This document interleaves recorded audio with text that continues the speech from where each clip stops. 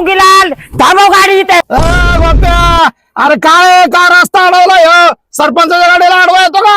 सरपंच काय पटाय पाहिजे तुमच्या पोरगा काय बावळट डोळा काय गावात आमचे पाहुणे रावळे आले त्याच्या कुशल दमदाटी केली सकाळ सकाळी. अरे काय गावात भांडण मला माहित नाही सरपंचाला काय रे संकेत भांडण झालेलं मला सांगता येत नाही का तुला? तुम्हाला गावात भांडण झालेलं माहित नाही तुम्ही गावचे सरपंच झाले तुम्ही काय झोपा करता काय गोपीचंदच्या कार्यकर्त्याला धक्का लागला म्हणजे गोपीचंदच्या काळजाला धक्का लागला 2 मिनिटात मोर्चा काढू काय?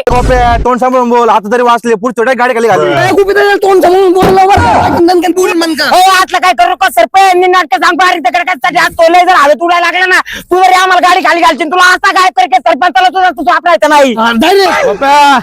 तुला वाटत नाही का आता हे लय जास्त व्हायला लागलंय?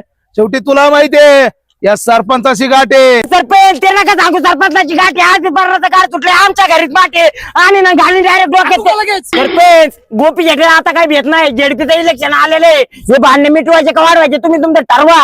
चला संध्याकाळी फोन लावून सांगा. चला अरे भेटतो काय आम्ही पण.